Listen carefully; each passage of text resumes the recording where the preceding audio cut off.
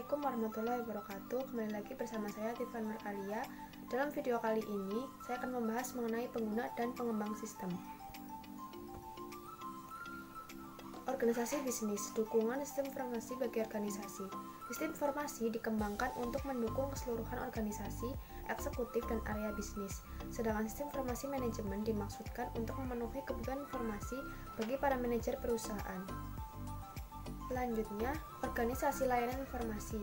Spesialis informasi meliputi analis sistem, administrator basis data, webmaster, spesialis jaringan, programmer, dan operator. Analis sistem bertanggung jawab untuk mengembangkan sistem-sistem baru dan memperbaiki sistem yang sudah ada.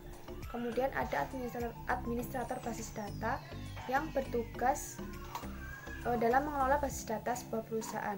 Nah, tugasnya terbagi menjadi 4 tugas utama, yaitu perencanaan, implementasi, operasi, dan keamanan. Kemudian ada yang ketiga, ada webmaster yang bertugas dalam isi dan penyajian situs web perusahaan. Kemudian ada spesialis jaringan yang bertanggung jawab dalam membuat jaringan komunikasi data yang menyatukan sumber daya komputasi yang menyebar.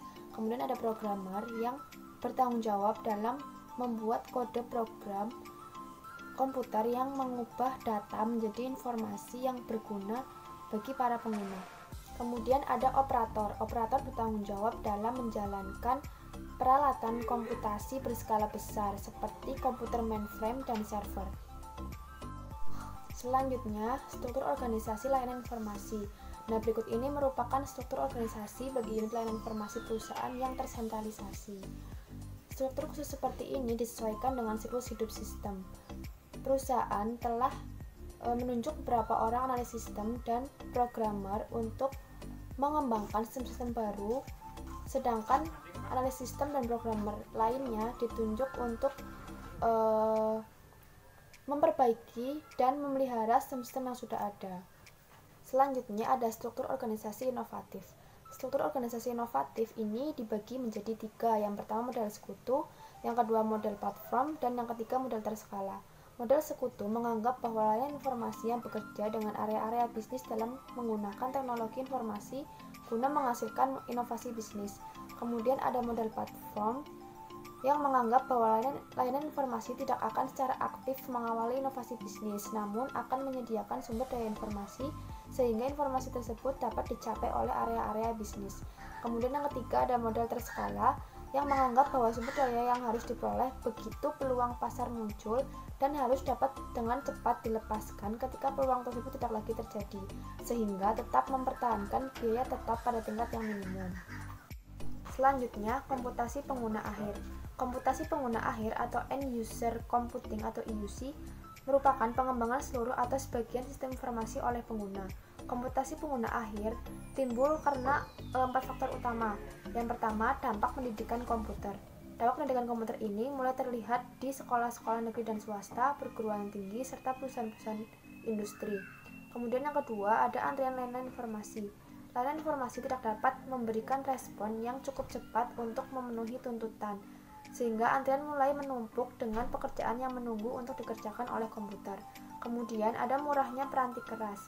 Selama periode yang sama, pasar dibanjiri oleh komputer mikro yang harganya lebih murah. Kemudian yang keempat, ada peranti lunak siap pakai. Baik perusahaan peranti keras maupun peranti lunak membuat peranti lunak yang akan mengerjakan tugas-tugas akuntansi dasar sekaligus memberi informasi bagi pengambilan keputusan. Selanjutnya, ada pengguna sebagai suatu sumber daya informasi. Keuntungan dari komputasi pengguna akhir ini meliputi yang pertama, menyamakan kemampuan dan tantangan. Kemudian keuntungan yang kedua itu mempersempit jarak komunikasi. Selanjutnya, resiko komputasi pengguna akhir. Apabila pengguna akhir telah memutuskan untuk mengembangkan sistem mereka sendiri, maka mereka akan dihadapkan oleh beberapa resiko. Yang pertama, sasaran sistem yang buruk. Pengguna akhir dapat menerapkan komputer pada aplikasi-aplikasi yang seharusnya dijalankan dengan cara lain, seperti secara manual. Kemudian yang kedua, ada sistem yang dirancang dan didokumentasikan dengan buruk. Para pengguna akhir, meskipun mereka memiliki tingkat kompetensi teknis yang cukup tinggi, biasanya tidak akan dapat menyamai profesionalisme dari spesialis informasi dalam hal perencanaan sistem. Kemudian yang ketiga, sumber daya informasi yang tidak efisien. ketika tidak terdapat kendali pusat atas akuisisi peranti keras dan peranti lunak yang berlebihan. Kemudian yang keempat, hilangnya integritas data.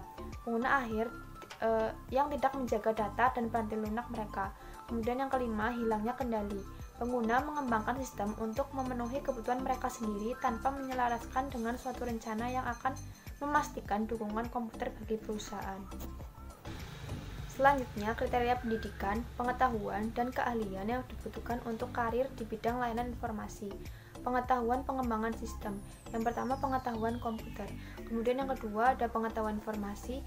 Kemudian yang ketiga, dasar-dasar bisnis. Kemudian yang keempat, ada teori sistem. Kemudian yang kelima, ada proses pengembangan sistem. Kemudian yang terakhir, ada pembuatan model sistem yang meliputi berbagai cara untuk mendokumentasikan suatu sistem. Selanjutnya, keahlian pengembangan sistem. Yang pertama, keahlian komunikasi atau communication skills. Di sini melibatkan kemampuan untuk menyampaikan informasi kepada satu orang atau lebih dengan menggunakan komunikasi lisan, tulisan maupun gambar. Kemudian yang kedua, ada kemampuan analitis atau analytical ability yang merupakan studi dan pemahaman akhir atas suatu situasi dengan tujuan untuk merumuskan respon atau solusi.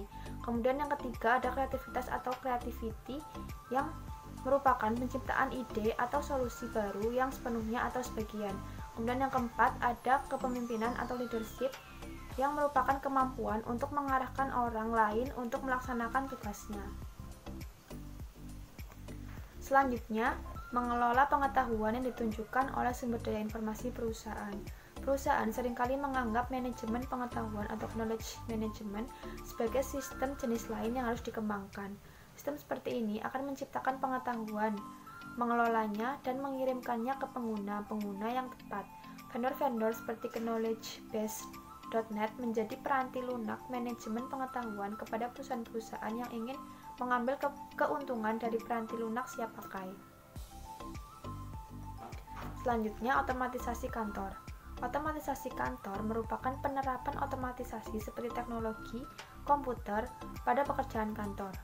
Kemudian, otomatisasi kantor atau office automation meliputi seluruh sistem elektronik formal maupun informal yang berhubungan dengan komunikasi informasi ke dan dari orang-orang di dalam maupun di luar perusahaan. Masih mengenai otomatisasi kantor. Selanjutnya, pergeseran dari pemecahan masalah administratif ke manajerial.